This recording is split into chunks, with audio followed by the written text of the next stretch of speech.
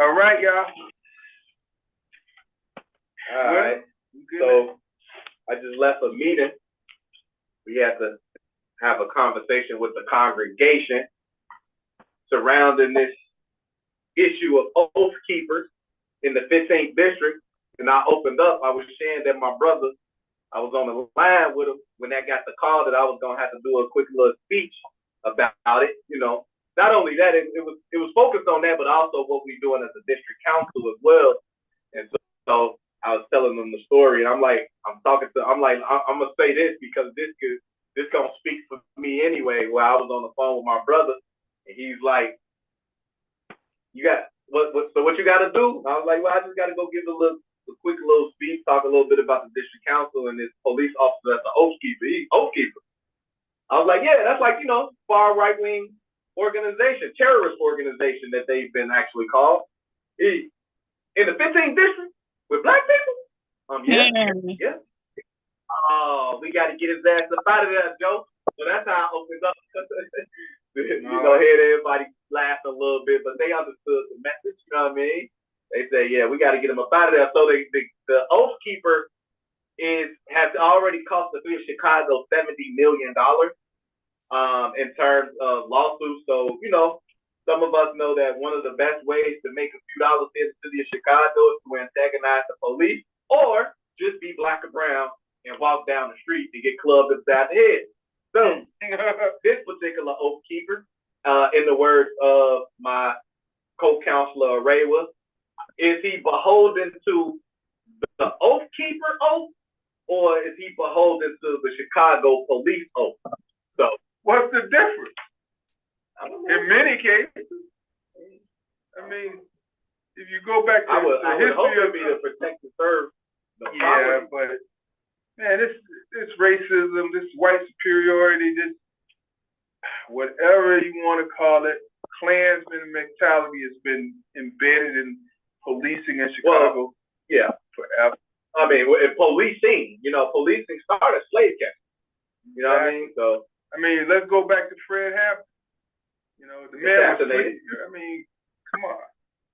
But the crazy part is, people are amazed that this guy is in the district where it's predominantly black district. Right. Well, of course. That's where he can do the worst damage. That's where he can do what he do. He ain't gonna do it in a white district because he can't do what he can't be an oath keeper. Can't keep the oath. Beat niggas' asses. and do dumb shit.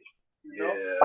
But it's apparent to me because my neighbor, I was telling Dr. Bruce that my neighbor, he told me 15th district was deeply divided.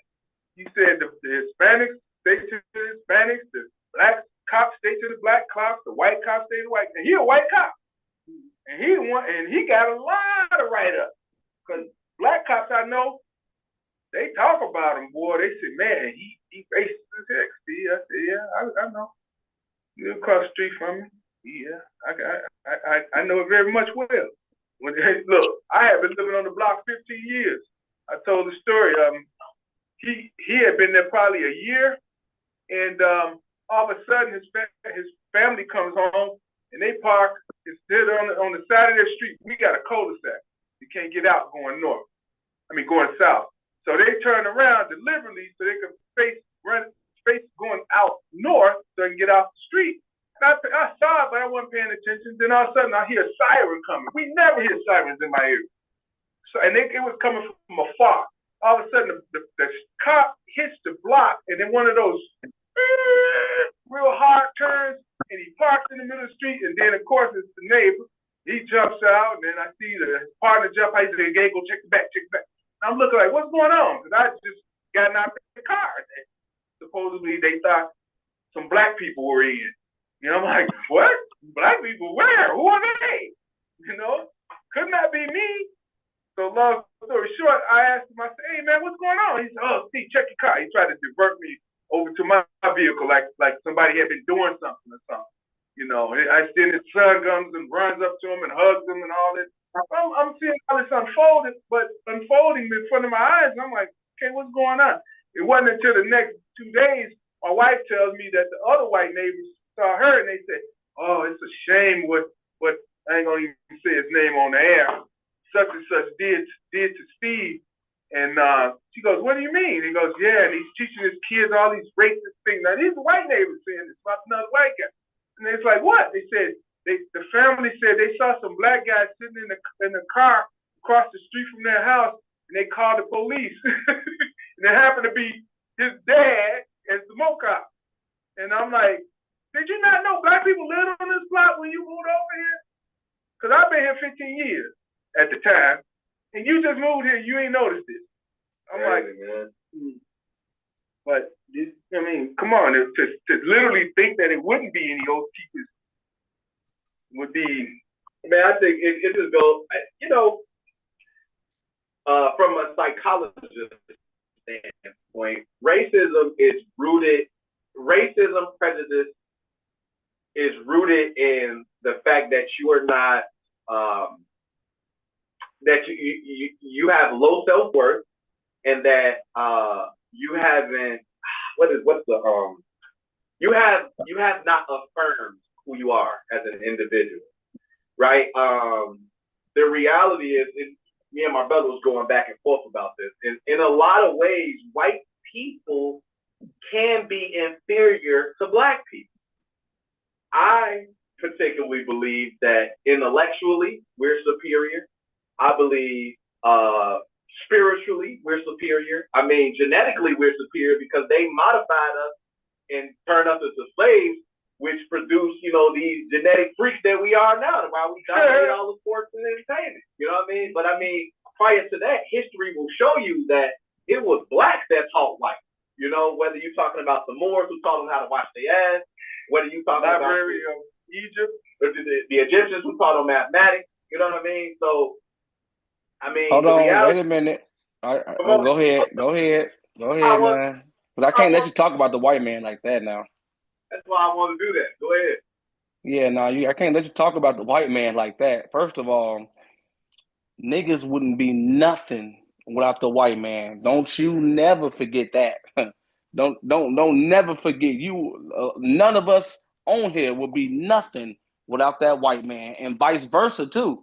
But we are 100% inferior to the white man, and we will always be inferior to the white man. Why? Because the white man uses brain. He'll let you niggas create something because he know he gonna own it. That's intellectualism right there. That's called being smart. Only because you figured out how to create. Hold on, wait a minute. Only because you figured out how to create the internet. You figured out how to teach white people how to wash their ass. But look at the plumbing in Africa. The plumbing in Africa is nowhere near, and I follow a lot of people who live in Africa, even the affluent areas of Africa, has nothing on the worst parts of America, has nothing on the worst parts. The white colonization is good. It helped the Indians, it helped the black people, it helped a lot of civilizations.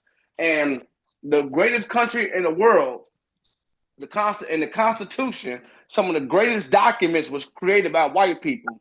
Yes, Africa was cool, but guess what? The Romans came over and took over Africa. One of the guys was banging Cleopatra. He was a Roman. So we got to stop giving us credit like that. The white man will always be superior than the black man, always. And it's okay to be number two. Let me say this. Do you know what percentage of the 8 billion people on the earth are white? Let me tell you, there's only 7%. 7% of the people are really white people. Out of 8 billion people on this earth, only 7% are white. Now tell me this, if only 7% are white and 93% are people of color in some way or form, how come white superiority reigns? Because they're smarter. They're smarter than us. I got something to say. I got a question too. So first of all, the history that you're going by is white written history. And exactly. I understand why you would buy into white written history, because that's the only history that's been taught in our schools. And it's the only history when you condition a person, and this is go all the way back to Chinese.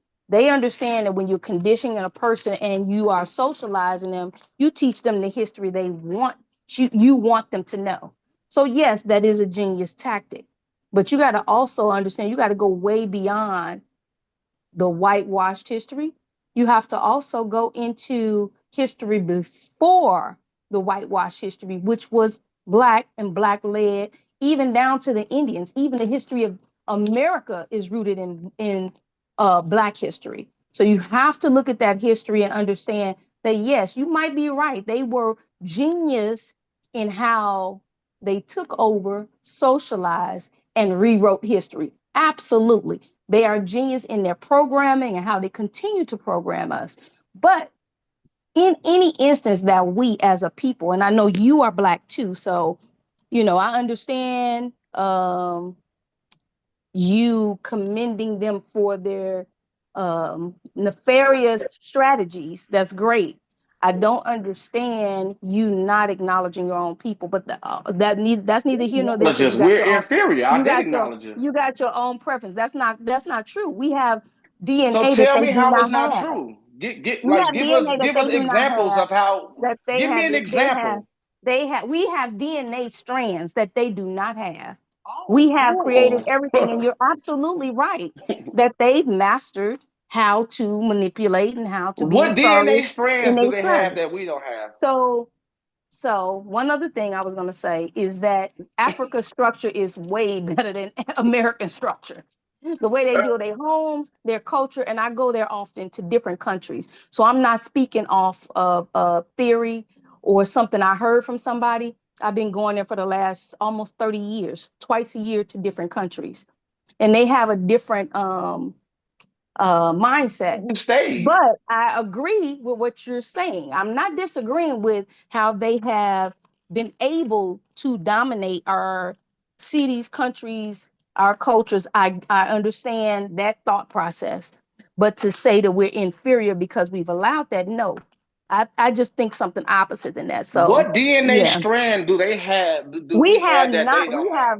We have 9. They have only 6. Okay. So you got to How do your that means research. it's greater. Who else has 9 DNA strands? You got to just look it up. And I'm not going to get into hold scientific on. stuff. Steve, But you're quoting stuff that you we don't can't have just background hold on. on. We can't just let people say anything. Right, but you just when said you 10 things that you have no background on. and when You you just said 10 challenge, things that you have. You just said 10 things that you have no proof of. Sir, what's the 7 to 9? What does that mean? Well, you have to look it up. I'm giving So you're gonna tell me something now? I gotta go look it up. Yes, I am. I'm not here to educate because you don't know what you're talking about. You just saying anything. Sir, I'm not. I'm here saying statistically, they have admitted to this. It's called Negro babble. Yes. Okay. Whatever. Well, then you show on top of that. You Negro babbling all day long, bro. You on a white man platform, Zoom. You You on a white man platform called Zoom. Let's go back to you on a white man phone. Yeah, you on but a Black woman created the platform. Are you serious? And she ain't getting no money from it. Get with it. Get with it. You can't do Negro babble and then contend and talk about everybody else doing Negro babble. You have to make sure you be able to back up what you're saying too. And you have not done that. You've done that driven by your own knowledge, understanding, which I respect that. I'm not disrespecting that. I'm not discrediting that. You have a right to believe what you believe, how you believe it. So I'm not going to discredit that. That's up to you. So you can't, you talking Negro babble and you don't want nobody else to talk it. So that's, that's a different thing. I digress. Do y'all thing. No, let me say this. No one answers the question. Why is it that only 7% of the world that we live on has white people, true white people, and the other 93% of people of color? Why is it that they're able to dominate? They set the systems. They set the systems, but it ain't just they set the systems. We are supporting, we are helping them dominate. I agree. 2,000%. Ain't no reason in the world you can tell me I'm going, if I had to go to battle with 7% of the people versus 90 against 93, that they gonna beat the 90 without nobody in that 90 helping them. Yeah, I agree with you. That's a question that I've asked before about why do evil prevail. If we got so many good people, why is it that nobody is standing up? Why is it that? But my rebuttal to that is that some of us have just like what he said. They've been masterful about how they program us to respond, how we are afraid of ourselves, afraid of doing anything outside of what we've been taught. That's just some of what I think. And then I don't know if we got the resources. I always say the white people cold. So white people have studied us down to the molecule to determine the best approach. They've done that well. They cold. Yeah. Kiana, I thought I saw you. You wanted to say something. Yes, I did want to say something. Well, I've kind of forgotten my thought, but I was going to say that that whites have been very good about positioning themselves in places of power, and taking the ideals of blacks. But going back to early history, it has been documented that when they would do conquests in Africa, they would basically destroy their libraries, all of their written history. And from that, they would keep the knowledge that they wanted, but they would pawn it off as their own ideas. Yes. And they took that to Europe, along with taking African bodies. And they would further science, history. They would rewrite history. They would further all other documentation, but it came from a lot of black minds. So just even going back to the Moors, if you were to go to Spain right now, you would see the early history of Spain. It basically consists of black faces that actually built the country. And a lot of that history has been suppressed. And they suppressed it because they wanted to look like they were the race from God. The chosen people. But that's not true. Right. But going back to what Monk was saying, they have positioned themselves over us, but it has been a systematic oppression. It's been systematic oppression down through the years, going back thousands of years. And we've kind of even bought into the lie that we're less than. You know, they said there was no such thing as white or black in Europe before the 1600s. There was just groups and clans. It was like, we're with this clan, we're with this group, and there was no such thing as we're with the white group or we're with the, they just didn't set it, wasn't set up like that. But now we live. You know, I forgot we was in Black History Month. I was wondering, how did we get here? It's time to be here. We got a whole month of it. Yeah, I forgot about that. Now we used to just have a day, a week. Now we got a month. Thank goodness. Right? So when I opened up, I was talking about the offer.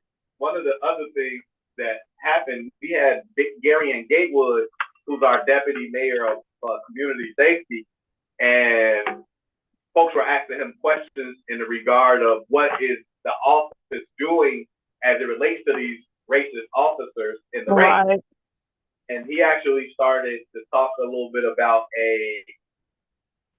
how do you term it? They are doing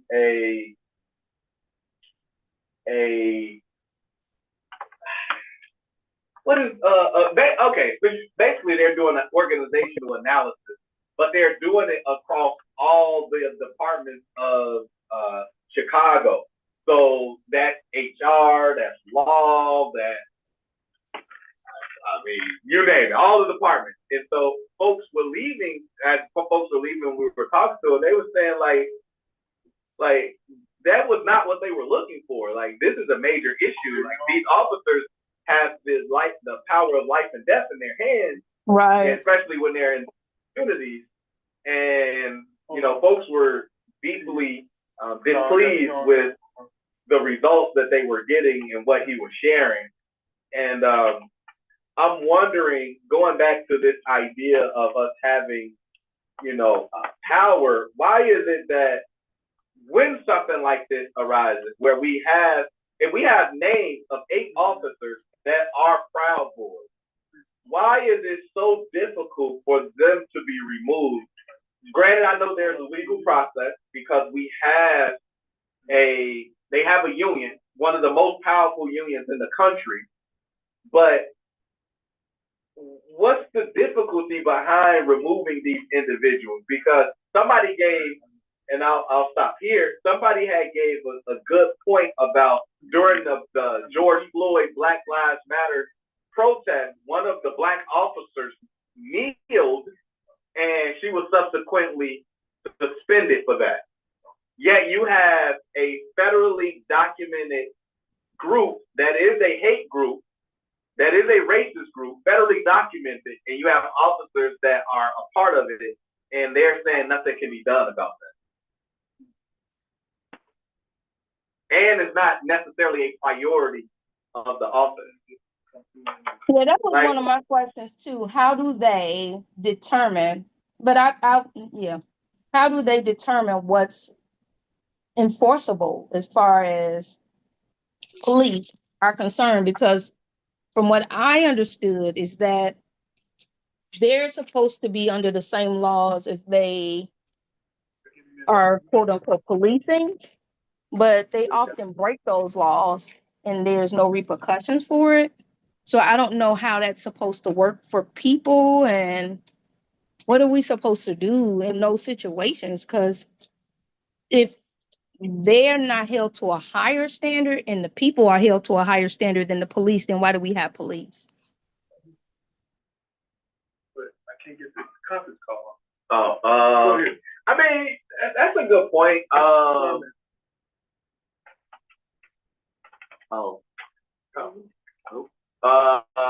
Speaker. I mean, I guess that's part of the reason why we were elected as district council, to kind of help with that process. To this point, we haven't had much success though, and this, even in the words of my brother, is one of the reasons why we were elected and could possibly make our office. This will show that we actually have some sort of power. So I don't know. I think like today, Arewa was a part of the convening members that put this town hall together to bring this to light. I was a speaker, and we're doing a decertification training on the 29th, so that folks can get educated around what that process looks like when we find officers who have violated our civil rights repeatedly and have cost the city X amount of dollars. And when they get fired or removed and they move to another office, how do we get it so that they no longer can be police officers in no office, right? And so I think, that's what we were elected for. That's some of the work that we're doing. But I don't know, because obviously the power, there's much power above us, much more power above us, and those folks aren't doing what we are looking for them to do. So I don't know. Well, I don't think they're gonna do anything, because, I mean, let's just keep it a bean. Is this really a big enough problem? Like, they looking at it like, you niggas over here crying, but your own people, every block got different subsets of gangs. You got nobody worse than Folk on the Hustlers, Gangster Disciples, GDs, BDs, the snipers on Laramie. Nobody's worse than those people. The vice lords, the conservative. Nobody's worse. I'd rather be cool.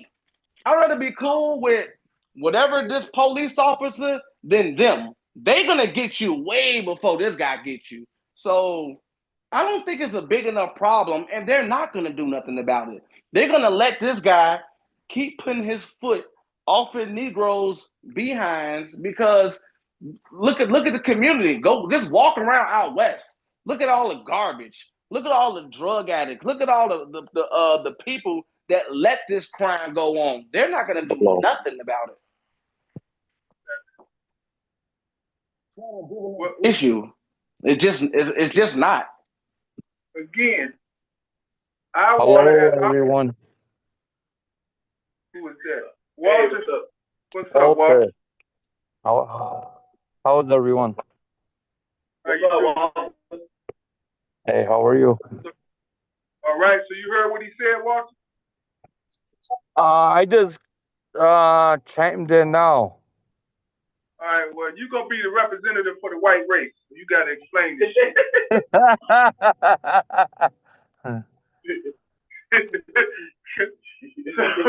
Hey, go ahead. I heard pieces of what he's saying, but it's been going on since after Martin Luther King got murdered, around that time frame. If it makes sense. No, they ain't What? Hey, wait, what? Yeah. What are you talking about, bro? No, he said with the drug addicts and all that. Oh, you saying like our community became much more infested with drugs and gangs and all of that after Martin Luther King? Yes, it started around that time. You know what the problem was? So every year I listen to the Ballad of the Bullet. I used to listen to I Have a Dream speech.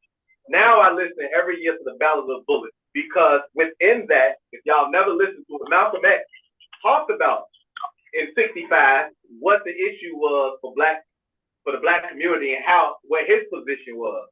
He was coming from the standpoint of being a black nationalist and how that is what's needed to propel our community politically, economically, and socially.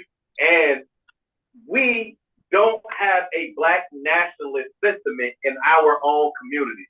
He talked about then how we allow everybody to come and set up shop and we spend with them, thereby taking the money from our community that could be used to build our community and our homes and our educational system and everything else, and we give it to somebody else. That is true. That is true. I could give you that.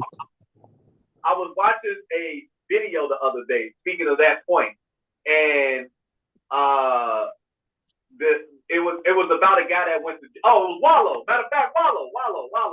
I'm watching Wallow on Club Shay Shay, and Wallow talked about how he said one day one of the CEOs pulled him into the office, and he was like, "Man, what you want? What you want?" I just wanted to thank you. So he said he slid him a picture of his kid. Mm-hmm. His kid was going off to college. He had 3 kids. He sent them off to college. He had a big house and a boat. And he was like, "Man, thank you." He was like, "You and the homies did that. You and the homies did that." So he was like, he said, in most cases he would have snapped, but in this case he just went back to his cell with his head down, thinking like, "Damn, this fucked up." Mm-hmm. And the reality is, all of that Black Death ain't doing nothing but giving other people the leg up because they are benefiting off all that dumb shit that we do. The fact that we allow people to come in our community and we shop with them. I just had a woman open up 2 doors down from me. I ain't never going to shop with nobody else but her.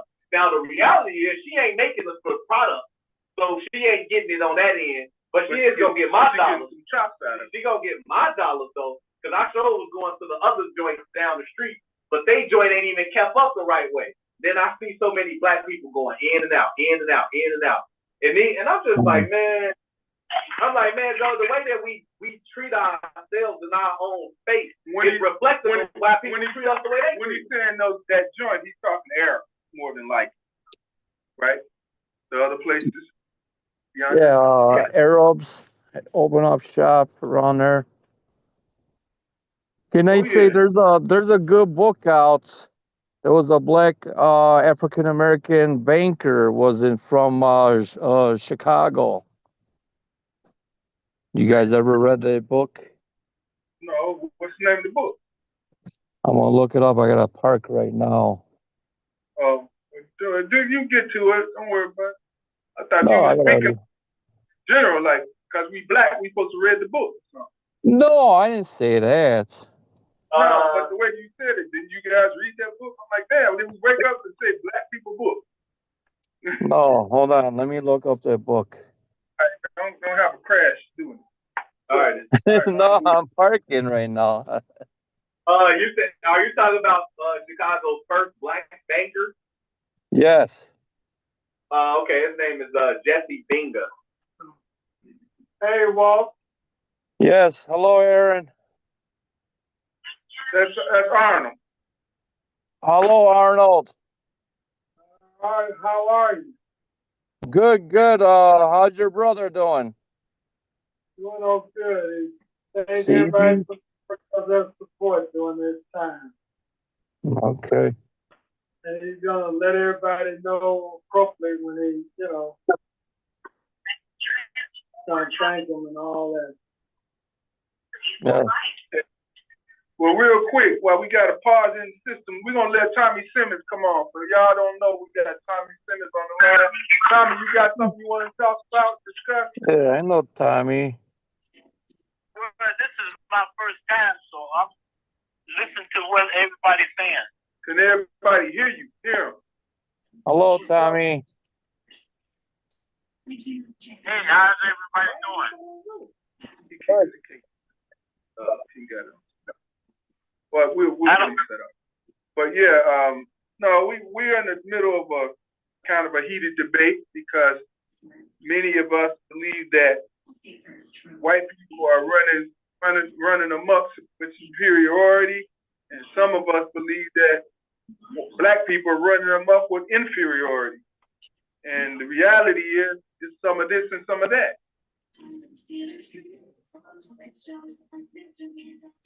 That's where we at right now. But okay. But I mean, we about to segue into a whole another topic because, be honest with you, a lot of this has to do with the state of where we're dealing with today in America, in Illinois, in Chicago, and that's the federal government as it stands under Donald Trump and everybody else that's working for him, because we're trying to figure out which way everything's going and how's it going. Shoot, last I checked, P-Ray was down in D.C. P-Ray and Mark Carter, they went there to hang out on Black History. From my understanding, but it is what it is. Hey, everybody got freedom of thought, freedom of what is it?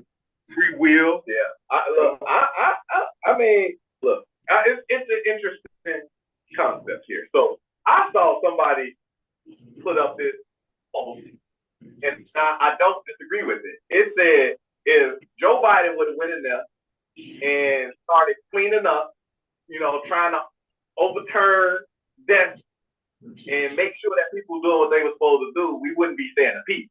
And we really upset because it's Trump doing it. And I'm not saying that he's doing it the right way, but I'm also not saying that this is wrong that he's doing this. These people are taking our money and giving it to foreigners for bullshit. And we still have people in this rich country that aren't housed. You know what I mean? And it's sickening how much we have to pay in taxes, especially like a city like Chicago. And even with the prospect of our mayor potentially about to borrow $830 million to the tune of having to pay $2 billion of it back over the next 20 years, that my daughter gonna have to figure out how to pay back. Stuff like that is crazy to me when we sitting here talking about one of the richest, if not the richest, and I think China may have surpassed us, a country in the world. We got to figure this thing out. And I'm looking at it like when a new manager goes into an office, the first thing he's going to do is call all the department heads, okay, what y'all been working on? Because I need to see if this fits within the plans of what we trying to do and where we trying to go.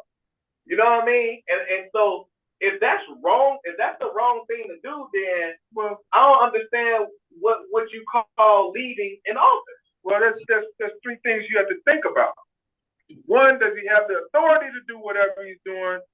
And then the other two things are is it right and is it wrong? One is if you got authority, you got authority. That means anybody that's in there had that authority. Doesn't matter. Can I back up on something? Go ahead, Tommy. Okay. Who was trying to keep the immigrants out of Humberson Park? I made a remark that I thought we were taxpayers. They're not taxpayers, so how could they come in and take over? I don't understand that. Right. I was there too. I was over there with the Keep Humberson Park movement. But let's go back. Let's go back to the my thing is this: the alderman shouldn't have had anything to do with it. He should have said, "Hey, these are taxpayers. I've been paying taxes damn near my whole life.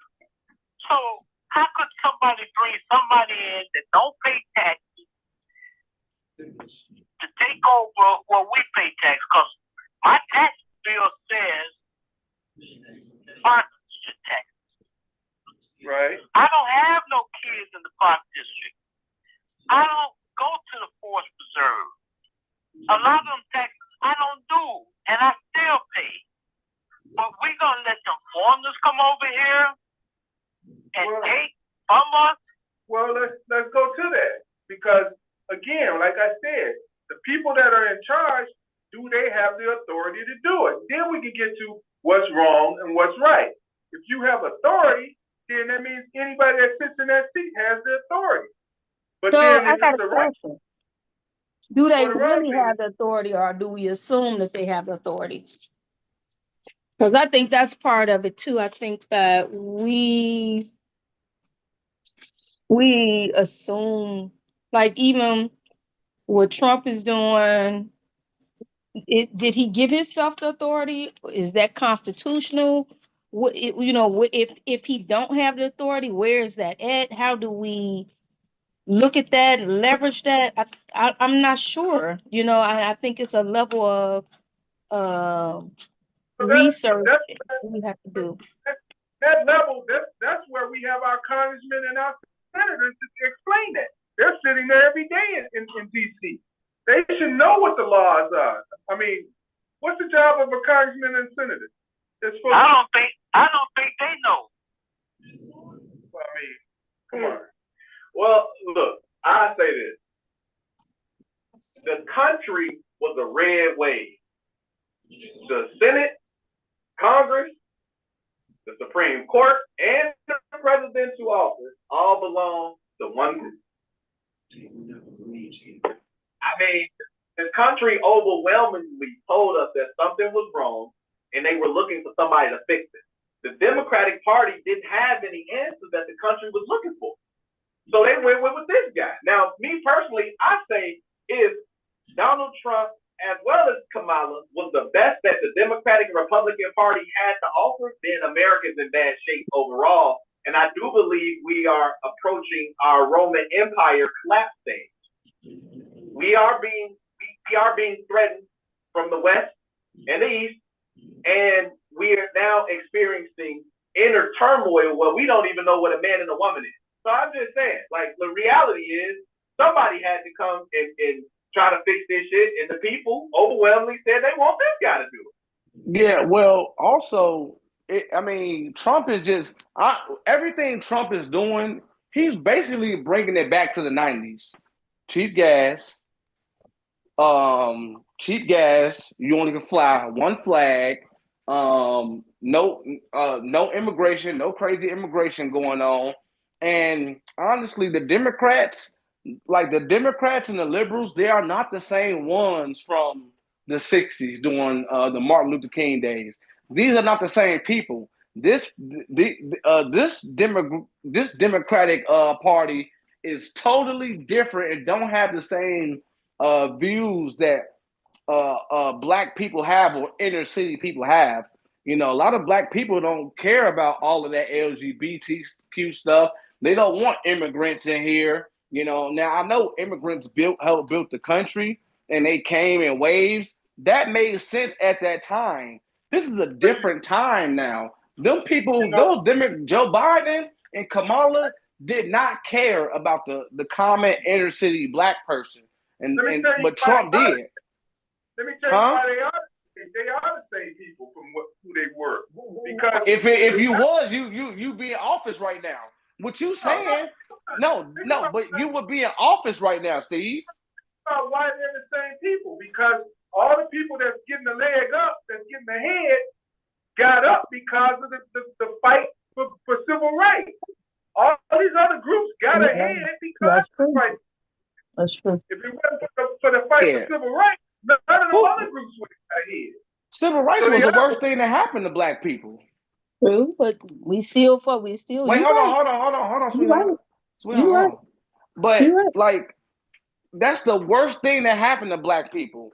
When they segregated us, they diluted us. If you got a quarter of Kool-Aid in your cup and you pour it with water, that don't mean you got a full cup. That don't mean you got a full cup of Kool-Aid. We diluted. You mean integration, not segregation? I got a question. So right. Yeah. You right, Steve. Yep. I have a question. So do you think the Democrats and the Republicans are different people? Because it don't. Are you asking a question or making a statement? Yeah. I'm asking a question. Do you think cool. the So Democrats and the Republicans are different people? Because from where I stand, they look. Wait, hold on. Are you asking the question? You just asked the question that you kept talking afterwards. I could talk. How are you going to try and control? Because if you're asking the question, I want to answer it. I'm just hold on 1 second. Mosaic. Hold on 1 second. Am I tweaking? Mosaic. Go ahead. I have the right to ask my question the way I like to ask my question. Just like you do, right? No, if I ask you a question, I'm not going to talk afterwards. I'm going to give you a chance. That's your style. I'm not you. So I'm asking my question.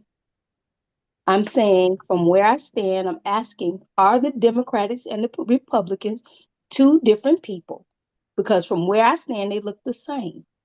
That's my question. There it is. Now, Mosaic, how do you see it? They are two different entities. They have totally different ideologies, both parties. I believe in strong immigration policies. Democrats believe immigrants can run into black neighborhoods, take over parks, and put up tents. I believe that LGBTQ people can live and coexist, but it shouldn't be in schools. Democrats believe little Timmy wants to be a girl. You refer to him as a girl. My mother's a teacher, so and they check my mama because my mama called the little girl she like 5. She go tell the teacher she called me a she. I'm really a boy, and they checking my mama about that. So this is a big issue. So Democrats, they believe in that. Trump don't believe in that. He brought it back to 2 genders, male and female. You know what I'm saying? He wants to put tariffs on people, on other countries, because they doing bad business. We finna start making people pay, and he gonna take away taxes. Democrats don't believe that. Us Republicans, we do. Yeah. Well, let me ask you. But do you disagree with that? Do you want immigrants at Little Jack Park? Do you agree with? I'm gonna tell you like this. I want what's mandated by the Constitution to be upheld by the Constitution. I want laws. I want the laws to be upheld by the lawmakers and the law enforcers. But well, that's what's happening right now. Yeah, but you can only do it if you mandated to do that. You can't. Now we got to go through what's right or what's wrong. Well, if Trump is doing it, he's the commander in chief. He has the power to do it. He's doing it. sometimes y'all gotta start saying, you know what? I might not like the guy, but I agree with him. He cleaning up the streets. No, because he done some dumb shit that he wasn't mandated to do, like have people go like what? Like have people go storming. See. You talking about some old stuff. You have no new material, Steve. You hating on that man for no reason. You ain't got. I think you like Trump. You like him deep down, but you can't say it because you in that Democratic Party. You know everybody gonna be. Hey, you see what Steve said? He said he loved Donald Trump. He know he did. Yeah, he you does. like Trump. Yeah, you Steve, like him. I know you like him. Steve loves Donald Trump. Yeah, but you playing it smart though. I would too, Steve. I would too. I would too. I'll say this though. The point about like Amundsen Park. So in the Bible, right? It says, yeah, I mean, you know, Amundsen Park's in the Bible now. Well, no, I mean, only in fact that if the basic instructions before leaving Earth. So in the Bible, it says that you know, you love your neighbor as your own. You know what I mean?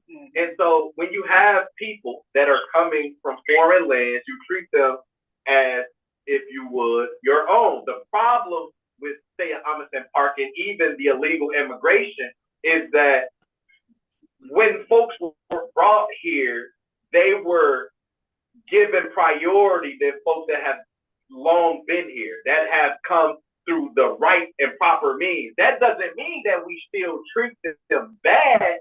That just means we figure out how to treat them in a lawful way that also makes sure that the folks that have been here presently also feel like this is something that does not go against them in their standing in this country. And that's the difficulty, because with Amundsen Park, you were talking about displacing kids and families that had been there for years that were enjoying the services of that park to make room for individuals who were bused here illegally. And the reason I brought up the was because myself and other individuals, while we were protesting against that removal of those families and kids in that place space, we also were trying to support the migrants by bringing them food and whatever else that they needed. So you can do both, right? And I think that's what the reality is that Donald Trump and the group faces. How do we move these individuals that are here, remove them that are here illegally, while also treating them as if they were our neighbors? We got to figure out that sweet spot of doing that so that the folks that are here can feel like, okay, lawfully, I'm okay with that. I don't want to see the mistreatment, but also I don't want for individuals that are here illegally to be able to benefit while I'm here naturally and can't benefit. So that's a hard act. That's a very good point. But I'm gonna take it a little further. Why the hell want to put all this energy in getting these Ukrainians up out of here? That's true too. Oh no, he been getting them out too. Oh, trust me, I've just seen the statistic. I've just seen the poll. More Europeans been deported than anything. More Europeans been this is true. More Europeans been deported more than anything. They going too. We don't want none of this here. No. That's really hard for me to believe, because a lot of the Europeans coming in through Mexico. You know what I knew a lady, she was Serbian. She said, Steve, over 70% of the truck drivers that are Serbian, they're illegal in the city of Chicago. Right. She said they come in through Mexico. She said, I know. We got a small population in Chicago. At the time, she said there were probably about 5,000 to 8,000 people, and she pretty much knew most of them. And she said the majority of them are illegal. So now here it is, the white Serbian lady telling me that all her people are illegal, but she ain't see no problem with a straight face telling me this bullshit.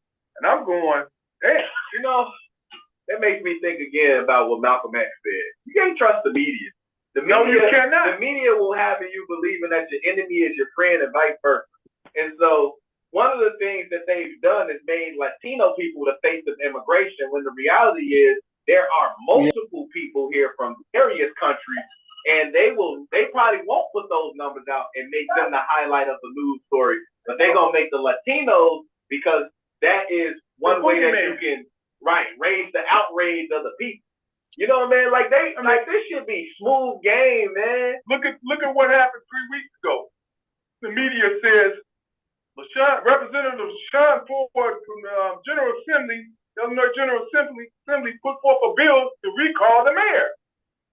So everybody goes, man, why LaShawn bugging on Mayor Johnson like this? Why are you going to do this? I end up having a meeting with the mayor. LaShawn was in the room. All of us sitting within the, arm's length of each other. And I'm looking like, man, I can feel the tension in here. So the mayor jumps up and he greets everybody in the room. Hey, I'm glad to see the congressman, glad to see the alderman, the president of Water Reclamation here, and all the people here. But, I'm really glad to see Representative LaShawn Ford. He's a state rep. You know what state reps do? They make bills.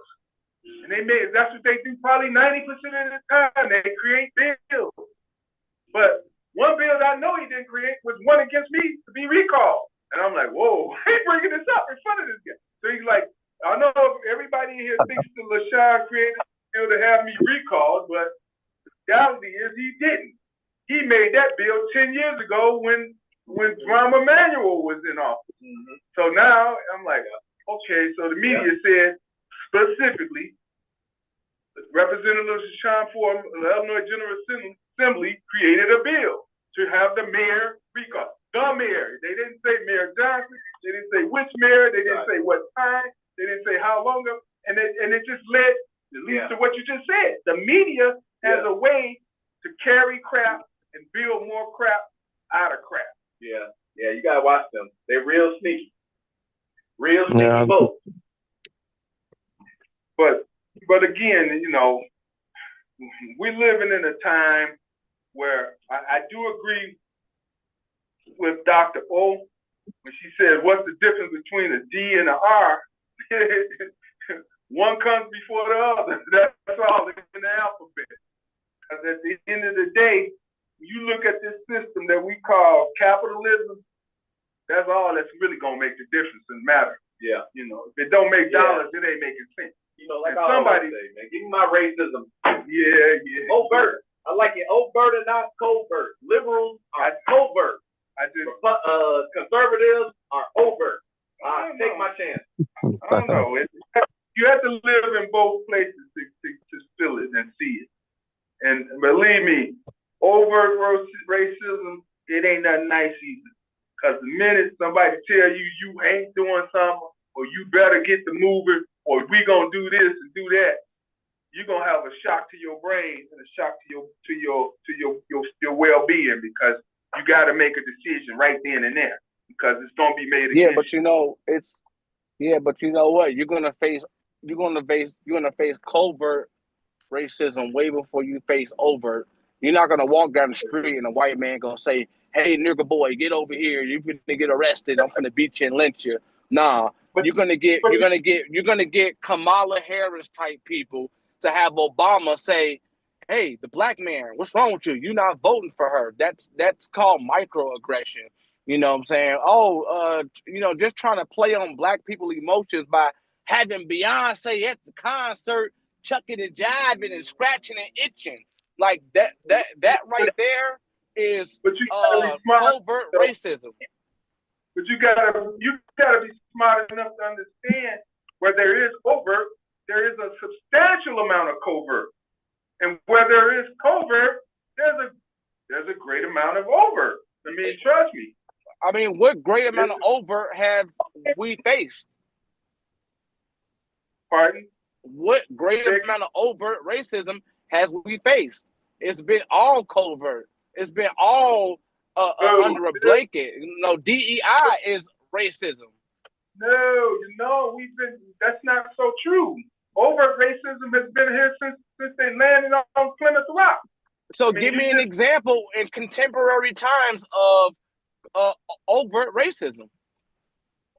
Look, I'm getting ready to go down south this week, and I'm gonna tell you how to get down there. Matter of fact, I don't even have to tell you. I can tell you from my relatives. They live in a sense of harmony with white people in the South, based on the fact that they know their place, and white people know that we know our place, and that's how they live. It's the weirdest thing, man. You can't go. Yeah, those are scared to death Negroes down there. I'm a city boy. I'm from up north. We don't play that up north. The way you talking right now, they tell you, man, you gotta get away from me because you bringing problems. I'll tell you that in a minute. Leg blicked up. Leg gonna have that blick on him. He ain't worry about that. You gonna have to have a mirror and everything. We got AKs now, Steve. Steve, we got AKs now. Fred Hampton died. You think I'm worried about a white person? They killed Fred Hampton, Steve. You think I'm worried about a white person? You think I'm scared of a white person? Hey, you're gonna need more than that, because I'm telling you, when it's over, what you don't know is when you hear the snap of that sniper rifle from 10 blocks away, and they take you out, when and where it came from, because they do it. It's open and closed down south. It's more open than anything, but believe me, when they come to get you, you ain't gonna know. You ain't gonna really know. It is what it is, man. We got some Southerners on the line. I just told the story. My folks in Dallas. What y'all talking about? Yeah, y'all live down there. Y'all experience racism, because we know up here, Chicago is one of the most racist cities still. Now, again, we are a very segregated city, so we live amongst our own kind, and we'll get our block knocked off here before we go anywhere else to get it knocked off.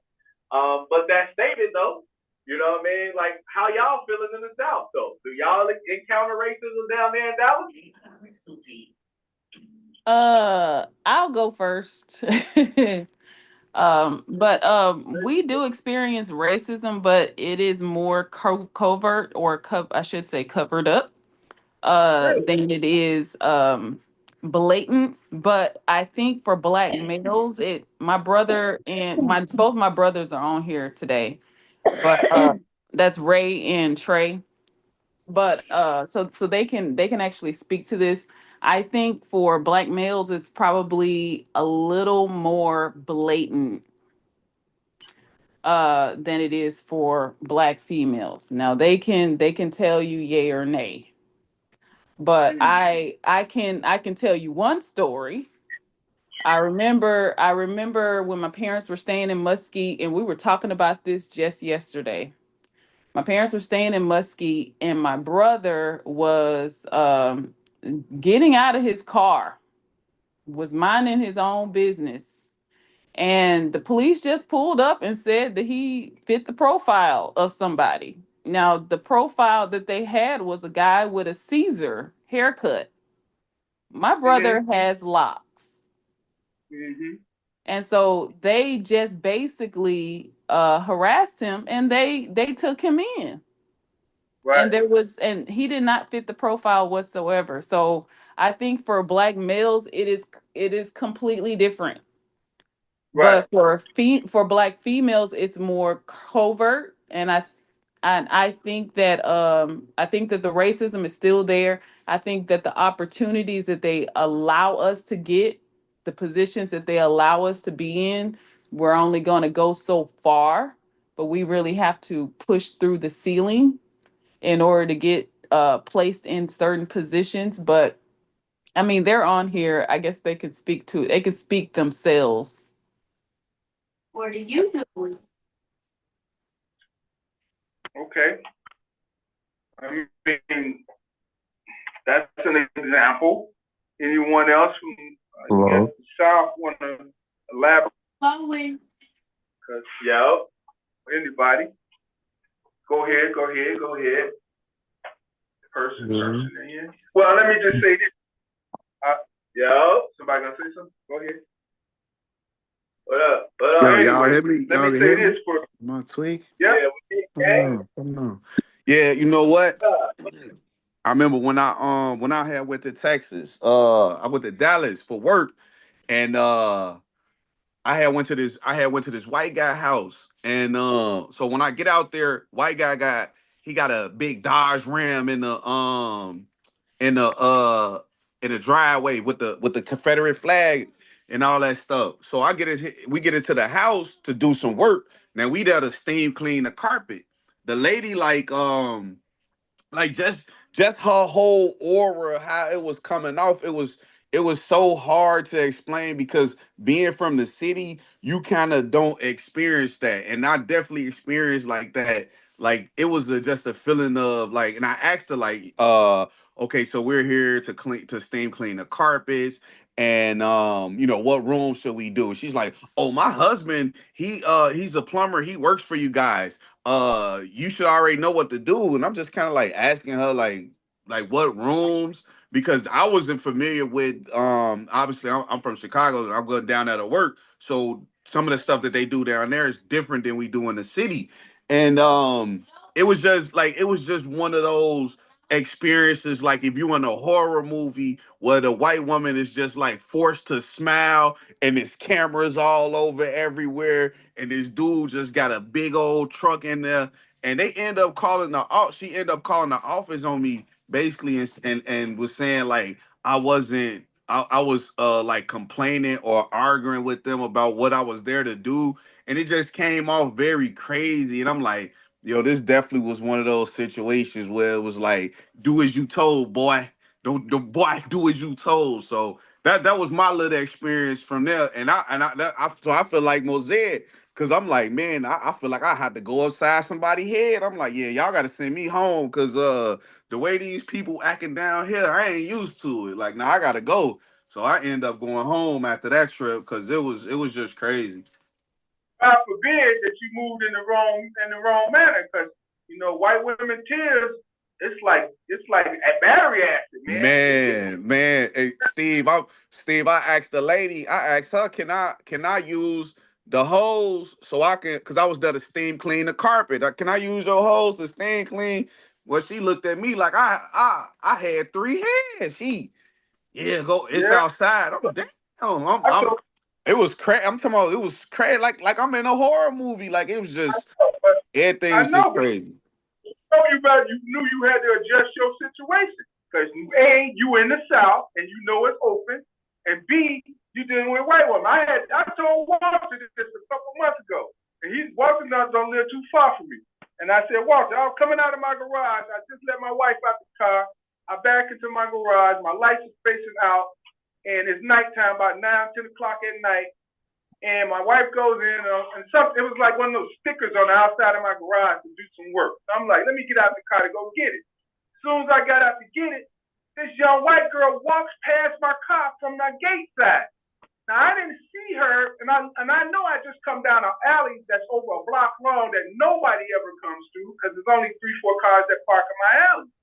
And I'm like, where did she come from? But when she saw me, she jumped like, oh shit, a black dude. I'm like, oh shit, a little white chick. So I'm like, what's she doing in my alley? I mean, I ain't saying my alley like I own an alley, but I'm like, I know everybody kids on the, young kids, she looked to be 20 something, but it's like, you startled for me, I'm startled for me too, because what are you doing in this alley this late at night? So then when she gave me that old like black guy feel, I'm like, oh, you want to play that? So now she got to walk past my garage, and as she walks by, I walk with her. But I was really trying to go get the sticker off the further side of my garage. So then she started moving real fast, and she walked all the way to the main street. So she got to the end of the street. I'm like, you little dumb bitch! You walking through the alley, number one, in the nighttime, but then you see a black dude, you get scared.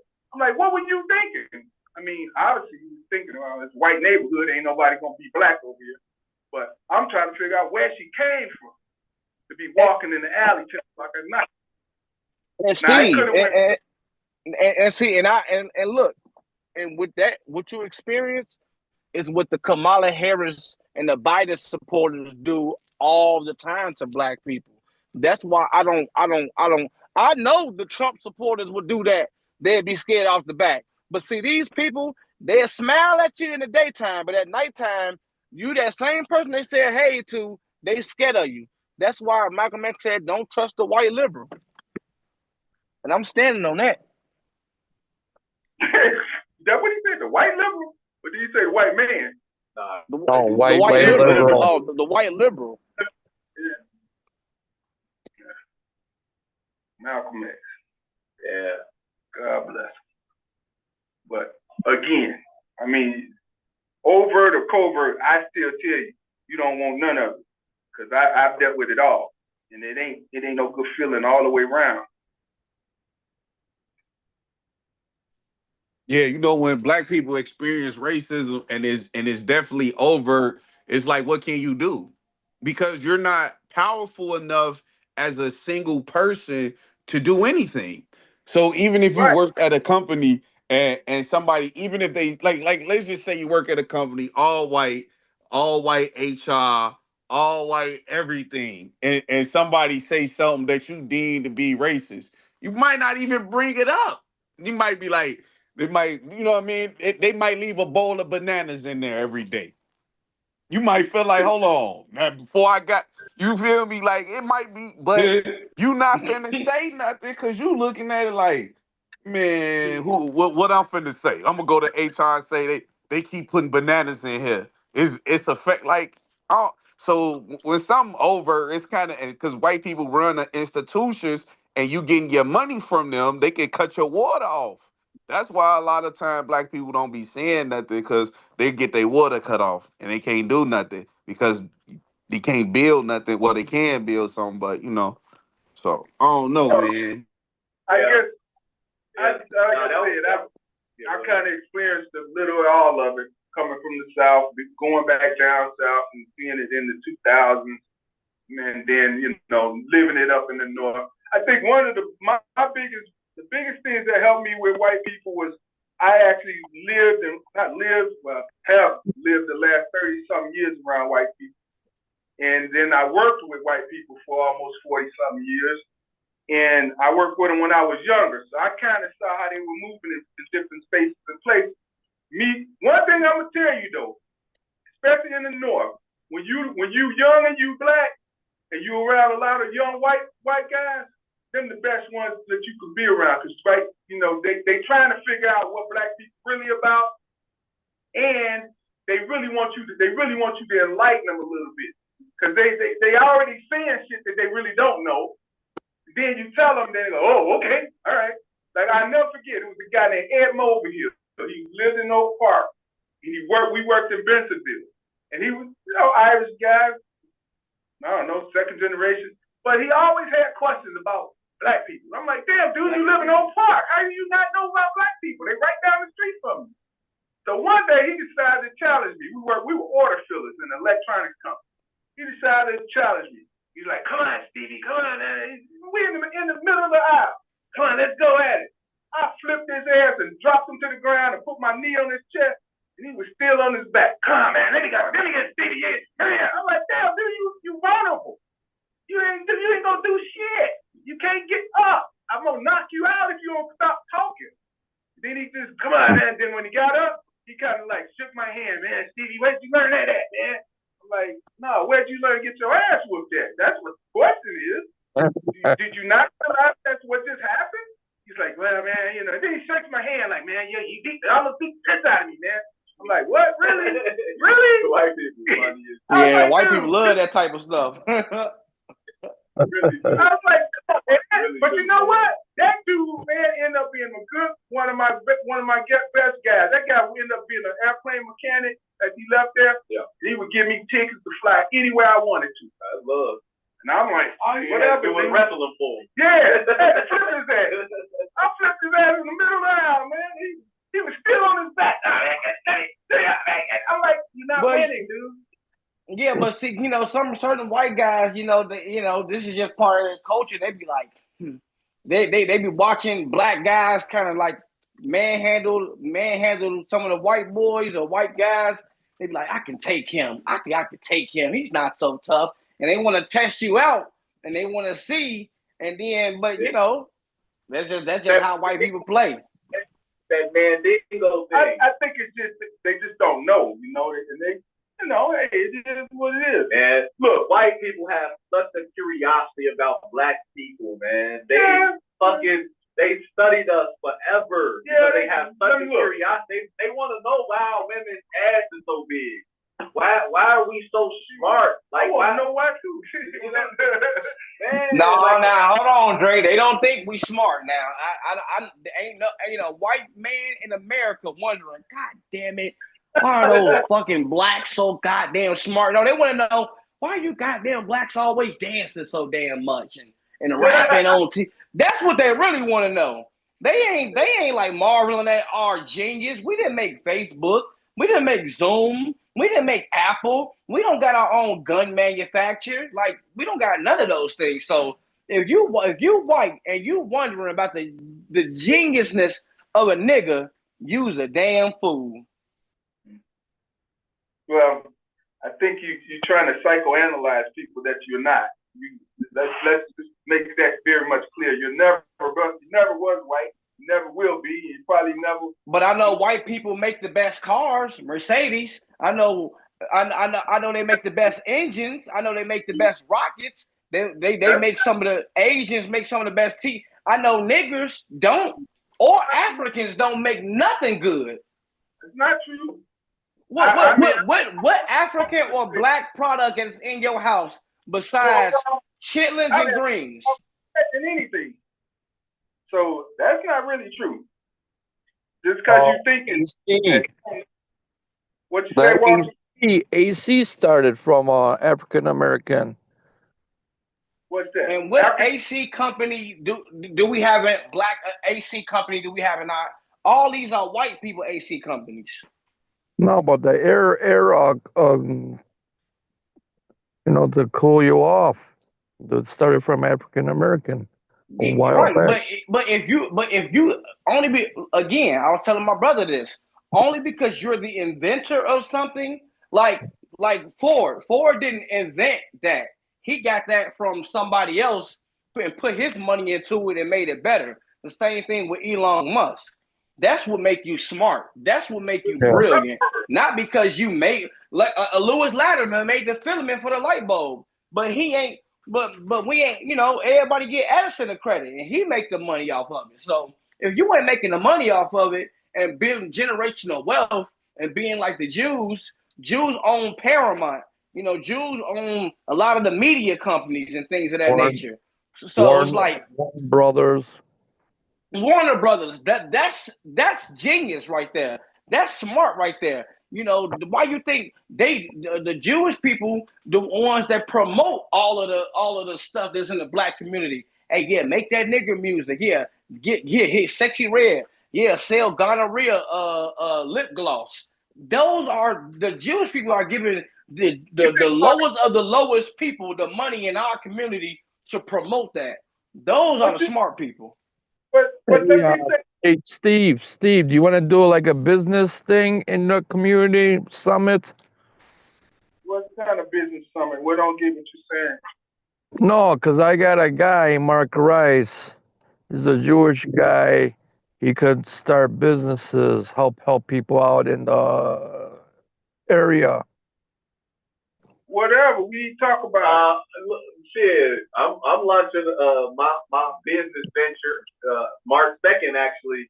We doing a soft launch, but I would love to do something like that, especially hearing from somebody that know what they're talking about. Yes. Because he sells energy. He sells energy. He owns a company, big company. Oh yeah, hell yeah. Oh yeah. I do. That's the type. I do that work as well. I do that all right, work as well. Steve. So, huh? Yeah, go ahead. Hey, Steve. So I'm gonna call you later on today. We're gonna set this up. Then me and you and Mark, we're gonna sit down and like talk about this. Then we're gonna, bring people together. Mm-hmm. So it'll be pretty nice. No problem. I mean, little steps. It takes little steps to get to the end of the road, right? Or you Yes. can take big. Either or. Or yeah, like DeAndre said, he's interested. Like I said, I need. Okay. I ain't trying to jump into nothing until I know where I'm going. No, it's like something that he does. Help people out, starting people's businesses. Hey, what's your boy name, man? The guy with the Dunning News. What's his name? Who? My buddy? Yeah, with the Dunning News. Oh, Dunning. No, but my buddy is doing this business thing. His name is Mark Rice. I know. What's the white kid name that got the Dunning News over there? Oh, I forgot his name. Yeah, well, I can't think of it. He got a seminar coming up. He sent it to me. I was trying to find it. It's going to be at Schaumburg somewhere. Yeah? Some more guys. Yeah, I'm trying to find it. Once I find it, Wow. if you tell me his name, I can't think his name. But nevertheless. He has his name. Yeah. Because he worked with him. But nevertheless. Oh, Jason Quaglia. Jason Quaglia? Yeah, that's his name. Dunning News. Yeah, because there's so much stuff coming up. We should work, have like a unit together, have everybody on the same page, We could just network Steve. Yes. This is Miss Jacobs. I got a garden getting started. Hopefully everything go through. The lady been out and measured the garden and everything. Nice. What's up, Miss Jacobs? Where you been at? Huh? What's up, Miss Jacobs? Where you been at? I said I'm starting a garden in my lot. So I'll have... Yeah, I know where you've been at. I hear you. Where you been at? We need to talk about that garden because on Time Exchange, Peacebrook Friday, everybody kind of agreed that that's something they want to do. And and then I had a meeting with some guys later that night, and they said, "Well, man, what we need in the black neighborhood is to have our own, resources when it comes to food and gardening, and we should get the kids involved." I said, "Well, you should have been on Time Exchange Peacebrook today because that's exactly what they concluded with." And they said that one lady said she willing to put $250 up just to get the kids to come to the table and have a meal so we can discuss this, right? Yep. It's in the process. So that was a good thing that they actually came up with an action. And somebody put their money where their mouth was, because they said, she didn't say just put the money up and do something with it, do anything with it. She said, I'm willing to do that to get the kids to come and sit at the table so we'll have money for them to eat. And we can talk, break bread and talk and figure out what their wants and needs are so we can go forward and try to incorporate having a garden. Yeah. Were you on that call? Yes, I was on it. That's where it all came from then, yeah. And then, what's her name was on there? Vicky Skaman, president of Oak Park, the mayor, mayor, she was on, and it was kind of funny because she said, I came to Time Exchange, kind of get some solace and listen to some, like-minded people and just kind of listen. She said, but, I am in a political battle right now against somebody that was, totally opposite of what she's about. She said, but I don't really want to talk politics. But then it started getting into politics. I always want politics. Everything is politics. Can't escape. Yeah. But nevertheless, everything turned out, I think, well. Some players some money, others players money, and everybody kind of think, hey, wait a minute, Barry's on. Barry, what you got to say about it? I didn't get a chance to recap with you. I was wondering what's Barry on. Yeah, he's on. Hey guys, it was a great meeting. Great meeting. We're talking about people being able to buy food from Miss Jacobs Gordon, a pound of veggies would be $3.50 in the store, or 20 minutes of your time. Miss Jacobs' neighbor has a rooster, some chickens, and so if you wanted a dozen eggs, it'd be $5 in the store if it hasn't gone up by the time you get to the store, or half an hour of time. And if you wanted a pound of chicken, it may be $10 at the store, or half an hour of your time. So that's the kind of conversation we were having. So it's 30 minutes for 12 eggs? What's that? It's 30 minutes for 12 eggs? If you take an hour of time being worth $20, that's the equivalent. But the challenge will be whether we can be as efficient as that in growing the veggies and growing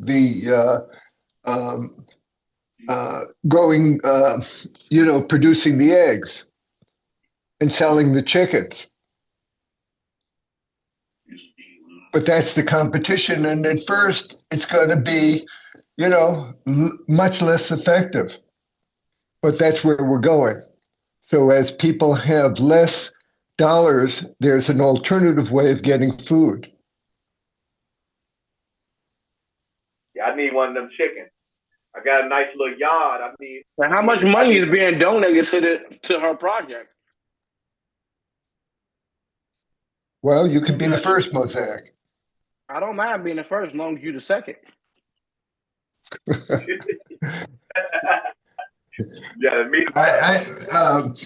Mosaic, I can't see you and I both owning the same chicken. Gotta meet him there, Terry.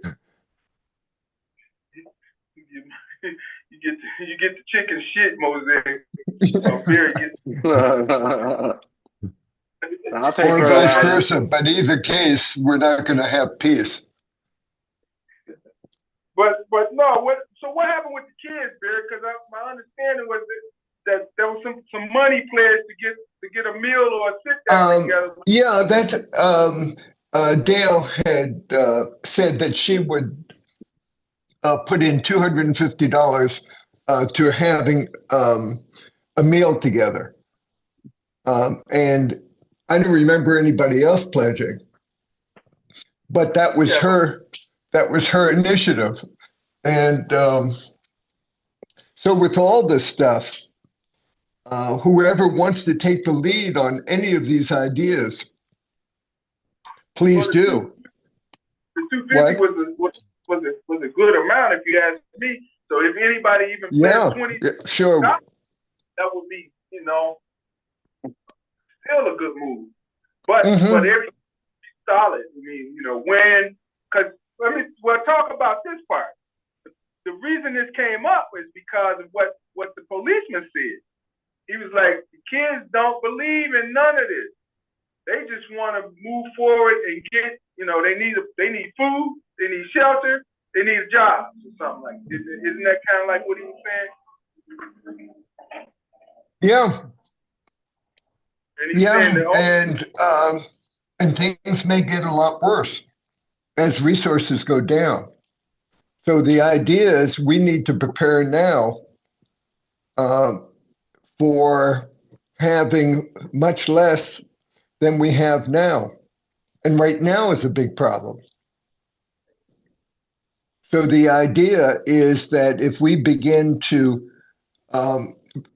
see time, everybody's time, as precious, and we use it like we use real money, then we can begin to build up our productivity and become more efficient at growing food. Because we're not going to be able to compete with Aldi's and the other big distributors of food. But we need to have something when we don't have the money to buy the food in the supermarkets. Then what do we do? And I think the time to ask is now. I agree. People have to have food. That's part of one of the essentials of That's life. right. So we were talking about growing veggies, having chickens, producing chickens, producing eggs, and also there's the cooking of the food and the storing of the food, and so there's a lot we can do with developing food locally. And I think the more people produce the food, the more connection they'll have for it. Right. And you'll eat the food in a different way. And it'll taste different. I mean, that's one of the basic fundamentals of life. You gotta eat. I mean, yeah. When I was little, I always thought about being an entrepreneur, and I said, what do people need? They need food, shelter, clothes, and what else? I used to always say you gotta have food, shelter, and clothing. So and love. And love. Yeah, but you ain't buying nothing of that, period. No, well, but you're needing it because that's what makes it all go around. Now, I mean, this plan sounds cool. This plan. I take my class over on Cicero, right off of Roosevelt over there, but most people ain't buying a little of that. But there's probably a lot of gardens already going on, and more people can plant as we begin to. As we begin to really look at the resources we have and organize them. And the good thing about it is, whatever you yield, you yield. If you yield three vegetables, or you yield a bushel, or you yield a truck, whatever, hey. Now there's a whole other possibility, and that is if we can grow the veggies, like Ogden Farm, if we can grow enough veggies and sell it to the institutions, like the universities and the hospitals, then we can begin to export our labor out of the West Side, and that's going to develop more growth in the West Side.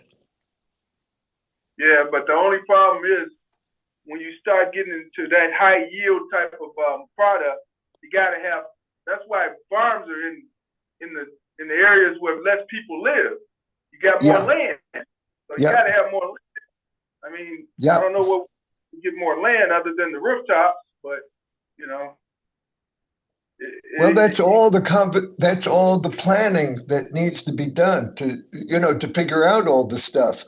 But the important thing is, Miss Jacobs is taking a step, and there's the gardens that the Green Team has, and so getting young people to help the elders in the Green Team grow the food. That's an interesting part.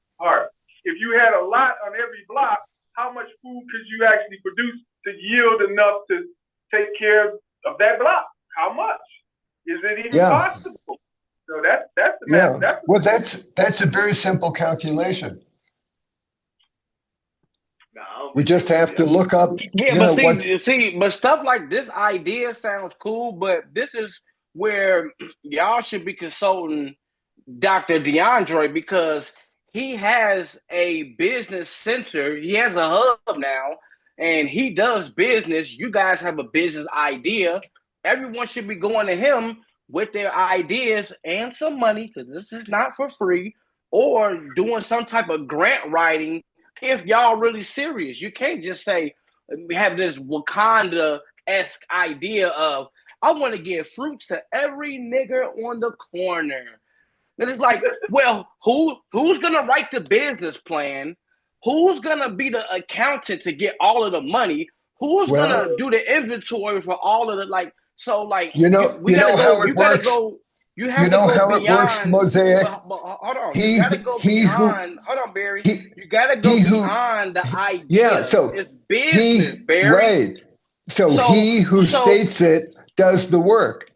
So do it. You stated You it. know. You stated it. You Peace Brook. No, and you have no, these no, meetings no. I about do my work. community. You do your work. Yeah, but you Get have involved. businesses DeAndre's about my on. community. DeAndre's on. If he wants to get involved, he's got a voice. He's not Right. bashful. Right. But what I'm saying is, you speaking It's on not behalf you, of my you. community. Do you have anybody in business in the Oak Park side? Any like affluent white people with money who was willing to help? Us build this garden and donate. Well, that's your approach. Please, feel free. You know how to get No, to I'm the park. asking, do you have anybody in your corner who's That's willing not to what give a I'm black doing, person? Mosaic. Oh. Mosaic, I've got my hands full. But do it if you feel called to. If you don't, let's get on. But what could you want to change the story of the West Side? That's how you. I'm not. Hey, you do your stuff. I'll do mine. Okay, cool. Okay. So, that's funny. Yeah, I don't really see this as a business idea, more of a social idea. It's more of a commune type. Yeah. But Dre, you got logistics, you got packing. It's a business. They talking about selling food to people. No, that's not what he said. No. He said that you can work 30 minutes to get 12 eggs. But Barry also stated that he could start selling to certain people. You know what I'm saying, and competing with it might be social. No, Mosaic, you misunderstand. No, you misunderstand, Mosaic. I'm saying that if you want a dozen eggs, your choice right now, your only choice is the stores, where it'll cost you $5. And somebody told me today that it cost them $21. Now they're in a blue state. Somebody in a same call was calling in from a red state, Florida. She said it was $3.29 for a dozen eggs. So I don't know what the cost of eggs will be in Illinois. But whatever it is, right now you only have one choice, and that's the store. Well, you got two choices. Just don't buy eggs. The idea is just for the people, for a very small number of people to be able to get eggs from Miss Jacobs' neighbor. And Miss Jacobs' neighbors are going to have that many eggs. I think he was talking more FUBU, for us, by us, right there on the spot.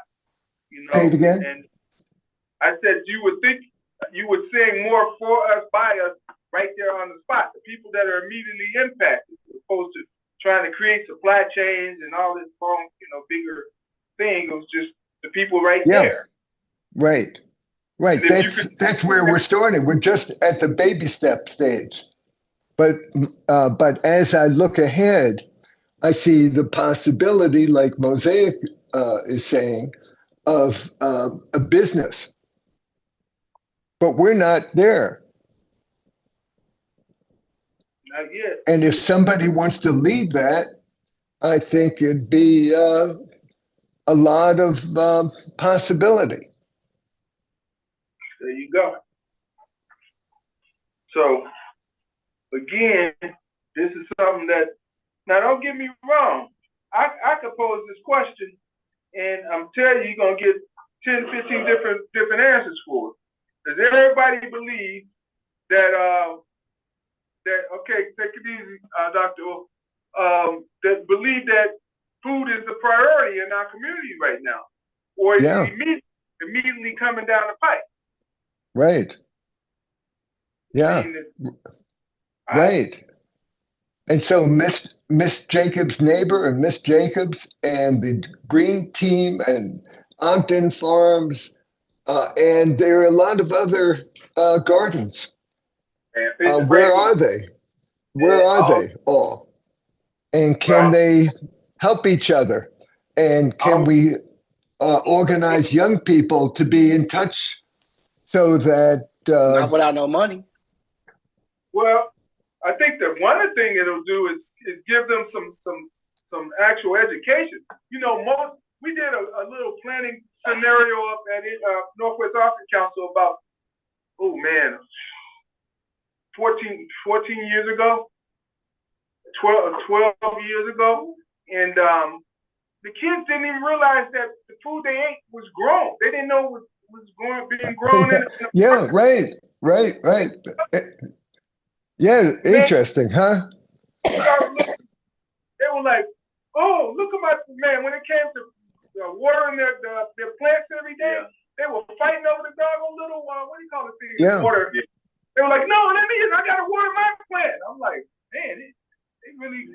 But that's because they were growing life, though. You know, that's exciting when you actually. I mean, as a person who started gardening 3 years ago, who's grown various vegetables, it's like that's an exciting thing, and then to eat them afterwards, like that's super dope. And I would also say to those children, though, it's more incumbent on the education that they may or may not be receiving. That's what that is. You know, we've gone away from the agricultural ways of society because we don't have to grow our own food now. Industrialized. So, we're industrialized, and now we're mechanized. Now we're technological. Right. So it's like and we need to come back to some of these simpler ways of doing things so that people have more of a sense of connection. It has more meaning for them. What they're eating has more meaning. But Barry, you know the officer from the 15th district that have the young men program. He said they would be the one that work in the garden to working in the garden for the vegetables and also. I have and a couple more of your friends said that they had young people, and so we got people, the young peoples, to come along and we can get started because it's already in the process. Well, it's all organizing it and letting parents know that this is an opportunity for their children, a really healthy opportunity to meet Miss Jacobs and other elders and learn about the earth. That's right. So then it sounds like you guys would need a marketer for that. That's what it sounds like you would need is somebody to market those things and make it appealing to the young kids that age because they need to be able to see it. You got to meet them where they at. They on social media. You guys, since you guys are on the topic of food, one of the things that I remember back, I think this was during the Obama administration when they changed the price of everything. Talking about all the junk food. I thought at the time, I'm like, damn, they bogus. I remember when such and such used to cost this amount. And now, I look back and I'm like, damn, that was a good idea. Because now when I go to the stores and I got a choice between choosing 2 bottles of soda for $5 or just get me a liter of water that's like $3.99, it's easy choice for me to choose the water now.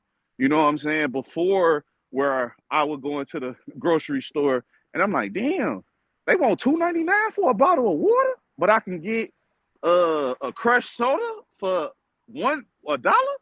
Now let me get the crushed soda. So now the crushed soda is $2.29 and the bottle of water is $2.99. Well, just give me the water. So I think I'm bringing that up to say I think even during this current administration, you guys got to see how this thing play out to be able to see, what difference it make years later down the line. Because for somebody like me, it's easier now to choose water than it is soda because it's the same price. Same price right now, but in terms of your health, one is poison and one is nourishing. And there'll be, you don't pay that price, that long-term price now, that's coming down the pike.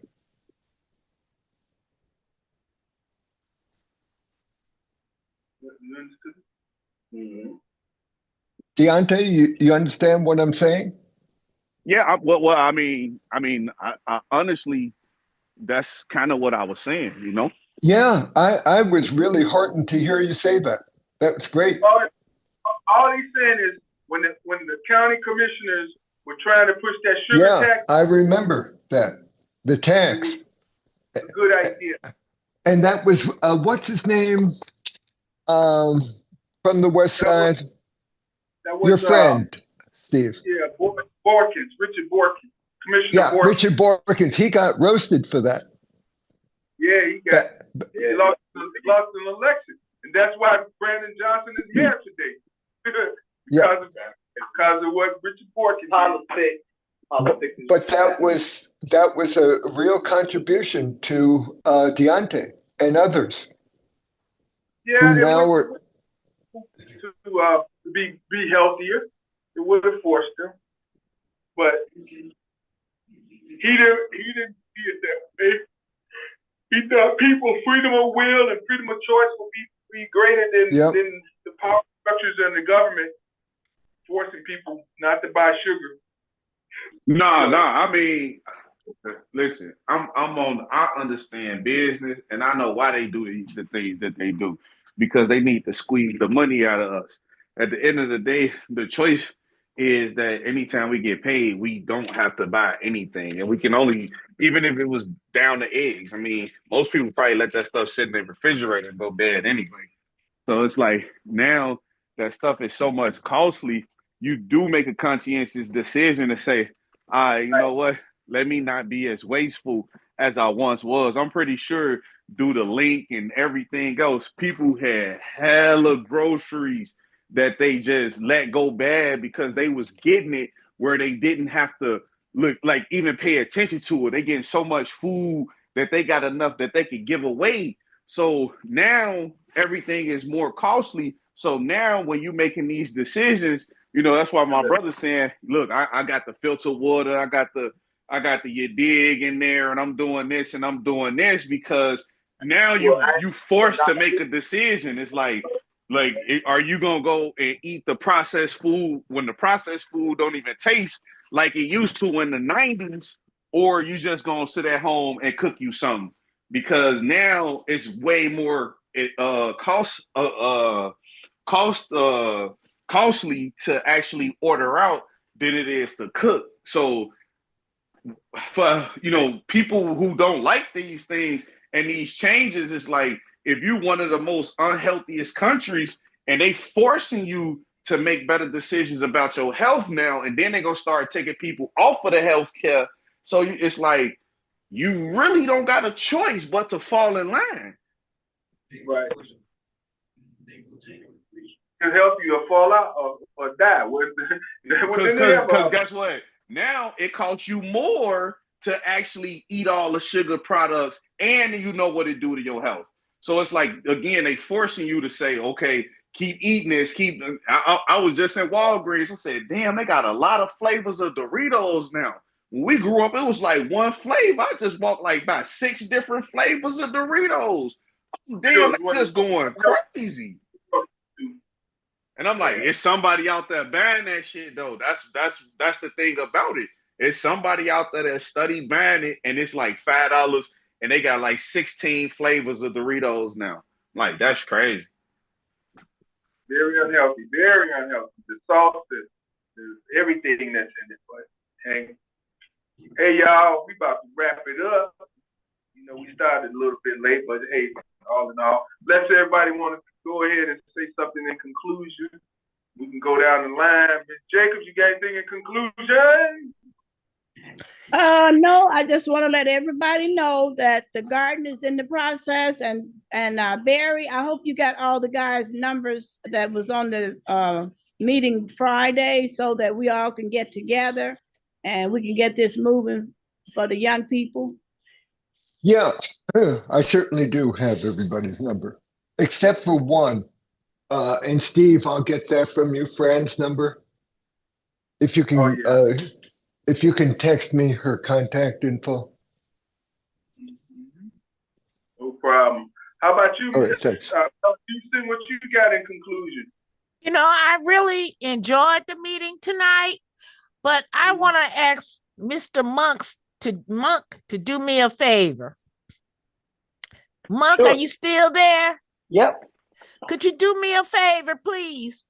Depends. Well, I'm asking you to stop using the N-word so much because it hurts my Which body, one? my Nigger soul. or nigger or nigga? Both of them. Don't none of them sound good.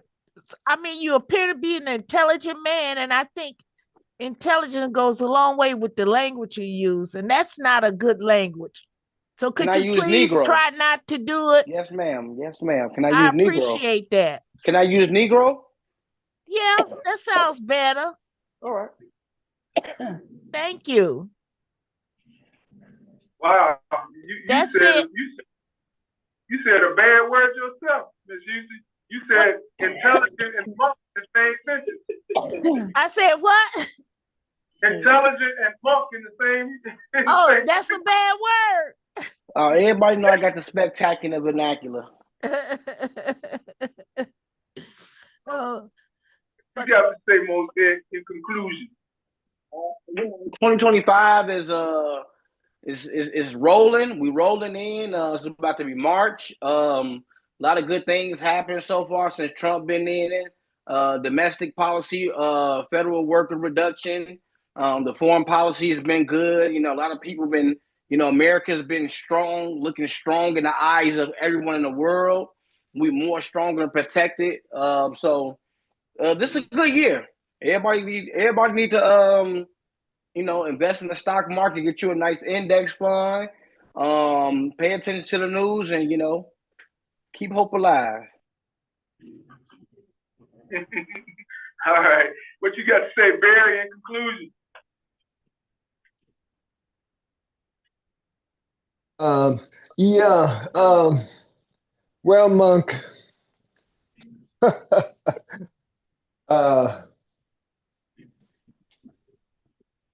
I would say, trying to think of how to put this.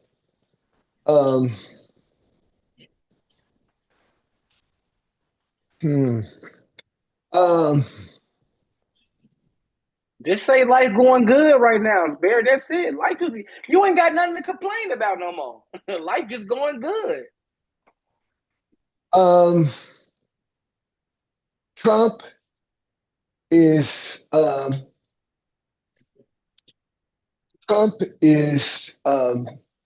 whatchamacallit. Trump and Musk are what's the word? Doing the Hitler playbook with one major exception.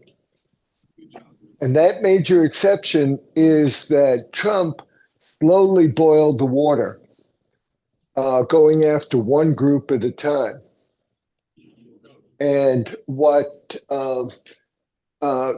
Musk, the mumps, that's Musk plus Trump merged, what they're doing is following Steve Bannon's strategy of shock and awe. And it didn't work in Iraq when Bush did it, and it's not going to work here. People are energized, really upset, and there is an energy that I haven't seen before. It's called America is Great Again. I mean, I'm not sure what you're getting at, but that is, what we're doing is taking the Hitler symbols and converting it from a swastika into a red cap saying MAGA. But it's the same thing. It's about who using a scapegoat. But instead of just using one scapegoat, a whole lot of people are going to feel it at once, including people, whether they're Republicans or Democrats. When the price of eggs and everything else starts to go up, inflation climb, and the economy falters, and we've lost our allies. It's a sad state. He has been, this administration has been a disaster that's growing. And they're doing nothing but wrecking the place, threatening Social Security, threatening Medicaid, cutting out,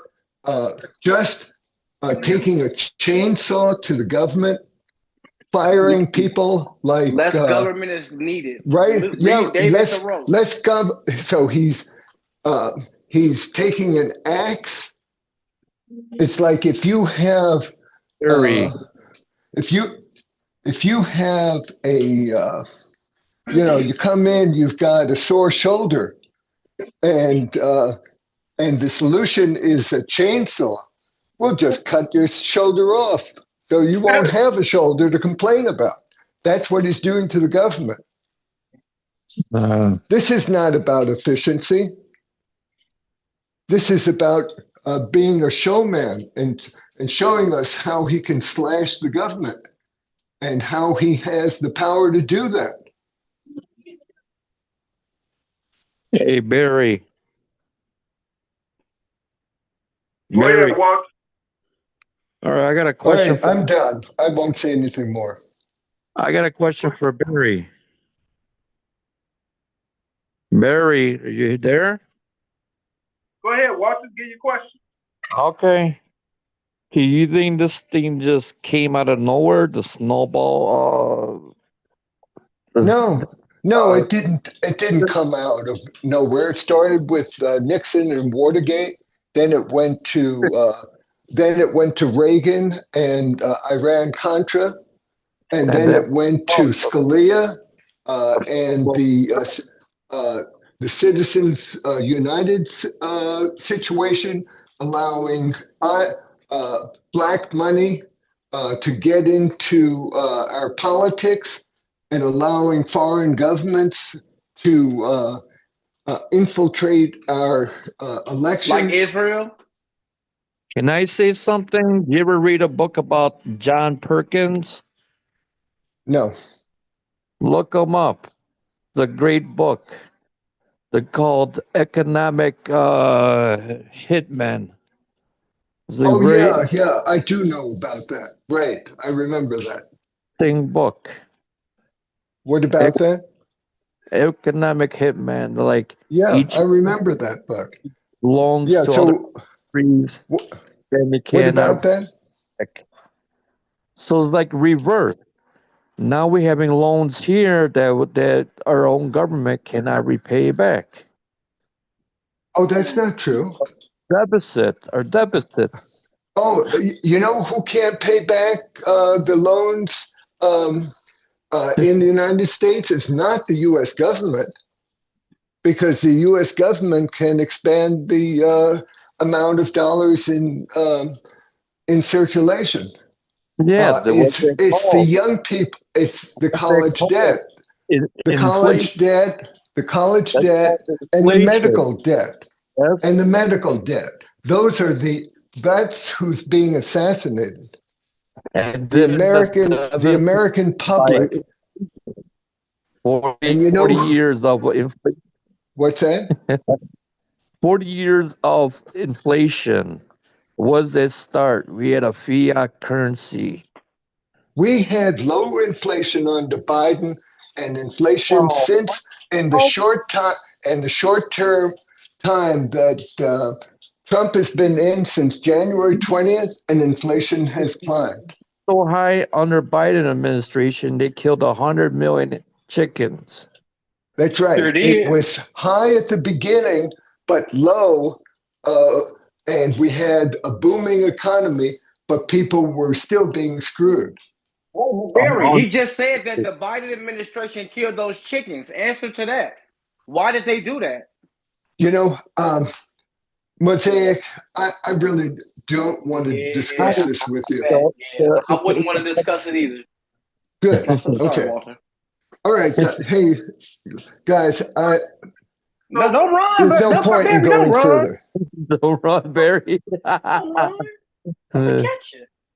Hold Yeah, on, where you at? Oak Park, I'm coming. got nothing else? I got some eggs. All right. So anybody else? Kiana, do you have anything in conclusion? No, I don't have anything in conclusion. I just want to say great show and yeah, that's it. Dope. All right, Twin, what you got in conclusion? Or did you? I can't remember that. Yeah, my fault, y'all boys. Man, this was entertaining, man. It's always good when there's a fracas and the fricasees going on, guys. That's it. All right. Go ahead and close this out, D. All right, y'all. So, a couple things upcoming.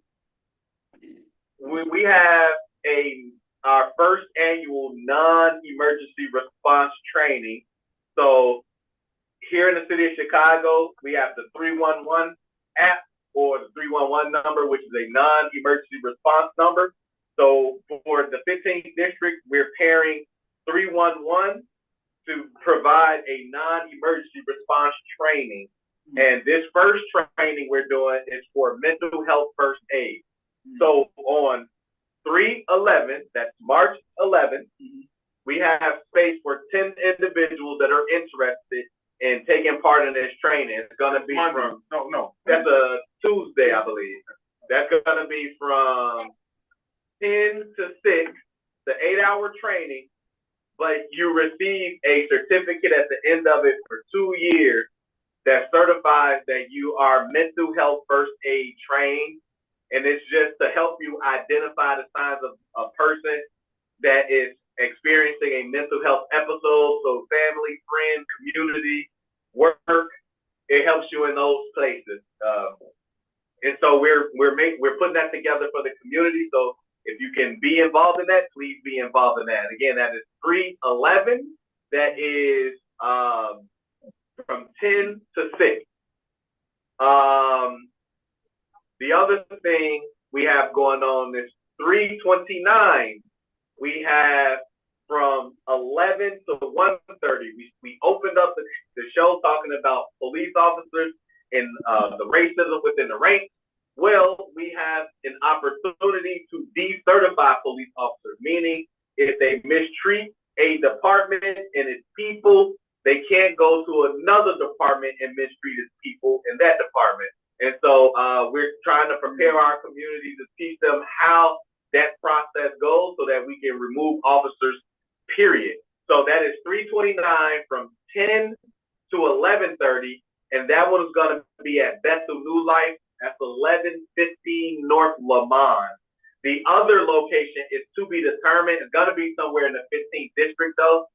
We just don't have it. And if you're interested in signing up for either or both, you can email me at DeAndre Rudis, so DeOndre.Rudis, RUTUES, at cityofchicago.org, or just call me 773-543-5968. Either way, that's what we got going on. And the final thing I'll say is next week, on Sunday, I am both having my daughter's birthday party. She's turning 5 on the 4th, as well as my housewarming / open house. So I purchased the property in December, and I finally have gotten it all together for people to come and slide through like a drive-through. So the baby's party will be there from noon to 4, and the housewarming / open house is from 5 until. So not only are we, going to be able to just, kick it at the crib, but you'll also get an opportunity to see this vision that I have for what I call the Rudis Center for Business and People Development. So my space has multiple offices in it, and I intend to have folks within that office that are specialists in various prospects that can develop our community. So look forward to having folks. If you can come out, come on out. And if not, I know I'll see you around. Either way, so we rapping, and like I like to say in closing, man, we got open seats at the table. We just trying to welcome y'all on. Thank y'all for allowing us to welcome you to Northwest Austin County. So, guys, good night. Good night, y'all. Good night. Good night. Good night. Good night.